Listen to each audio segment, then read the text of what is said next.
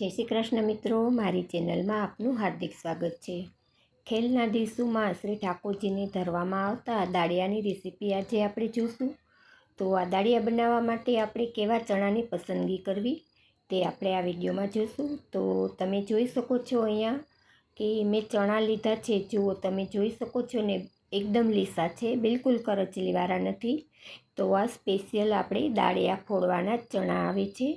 તો આપણે દુકાને લેવા જઈએ ને ત્યારે ચોખવટ કરીને કહેવાનું કે મારે દાળિયા ફોડવા છે, એ ચણા જોઈએ છે। તો જો આ રીતના ચણા આપશે તમને। તો જો આવી રીતે કરચલીવાળા ચણા હોય ને, એ એમાં મિક્સ કોક આવી જતા હોય છે, એને આપણે કાઢી લેવાના। તો આપણે તો આ ચણાને હવે આપણે એક બાઉલમાં લઈ લઈશું। હવે એમાં આપણે થોડું એવું ચપટી જેટલું નમક કરીશું, અને ન કરો ને તો પણ ચાલે।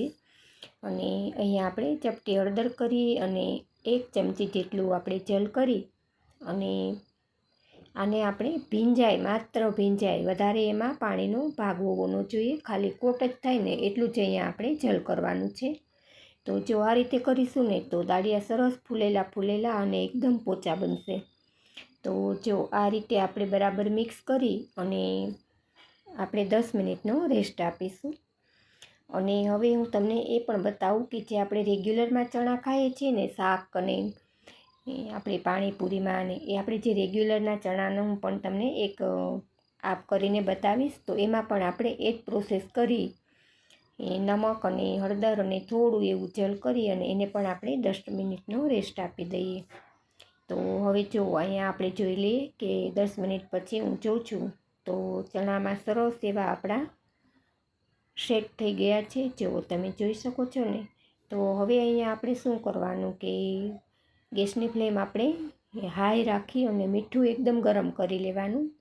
જો મિત્રો, અહીંયા ખાસ એ વાત યાદ રાખજો કે આપણે રેતીમાં ચણા કે શીંગ કે કાંઈ પણ છે ને, રેતીમાં નહીં શેકવાની, કેમ કે જો આ દાણો ફૂટે ને એટલે એમાં એ મીઠું ભરાઈ જતું હોય છે, અને જો તમે રેતીમાં શેકતા હોય ને તો એમાં રેતી ભરાઈ જતી હોય છે। તો જો બાળકો કે આપણે ગમે તે લોકો આપણે ખાતા હોઈએ ને તો એ આપણા પેટમાં ન જાય રેતી, કારણ કે રેતી તો ઓગળવાની નથી, અને જો આ મીઠું હશે ને તો એ તો પેટમાં ઓગળી જશે, એટલે આ ખાસ ધ્યાન રાખજો। જો અહીંયા આપણે ગેસની ફ્લેમ આપણે છે ને મીઠું એકદમ ગરમ થાય ને પછી જ અહીંયા ચણા કરવાના, અને ચણા જો આ રીતે ફૂટવા લાગે ને એટલે ગેસની ફ્લેમ આપણે એકદમ સ્લો કરી દેવાની, જેથી કરીને આપણા દાળિયા છે ને એ દાજે નહીં। એટલે આ બાબતનું જો આટલી ટિપ્સ તમે યાદ રાખી અને દાળિયા સિદ્ધ કરશો ને તો તમારાથી પહેલી જ વારમાં જો આ રીતના સરસ બધા ફૂલેલા દાળિયા બનીને સિદ્ધ થશે।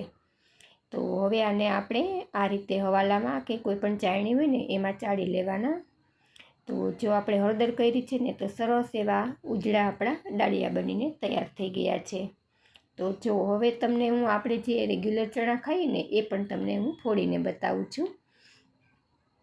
તો એમાં જ આ રીતે સેમ પ્રોસેસ કે મીઠું ગરમ એકદમ હોય ને ત્યારે જ આપણે એમાં ચણા કરવાના, અને જો આ રીતે ફૂટવા લાગે ને એટલે ગેસની ફ્લેમ સ્લો કરી દેવાની। પણ અહીંયા શું છે કે આ ચણા આપણે એકદમ કાળા હતા એટલે થોડાક આપણા દાળિયા શામળા બનશે, એટલે કે શ્યામ કલરના બનશે।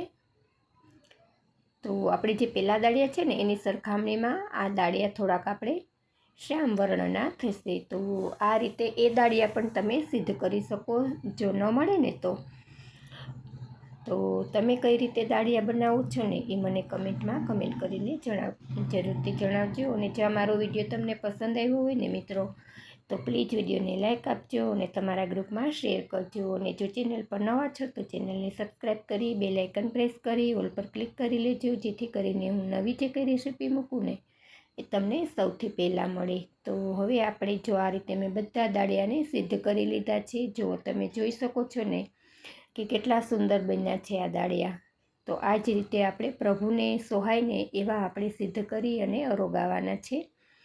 તો આ રેસીપી જોયા પછી કોણ એ સિદ્ધ કરીને અરોગાવશે એ મને કમેન્ટમાં જરૂરથી જણાવજો। તો હવે ફરી મળીશું એક આવી નવી રેસીપીમાં। જો આ પહેલાં આપણે દાળિયા રેગ્યુલર ચણાના દાળિયા જુઓ તમે જોઈ શકો છો ને, થોડાક શ્યામ વર્ણના છે, ફૂટ્યા તો એ પણ છે। તો હવે ફરી મળીશું એક નવી રેસીપીમાં। Thanks for watching this video. જય શ્રી કૃષ્ણ।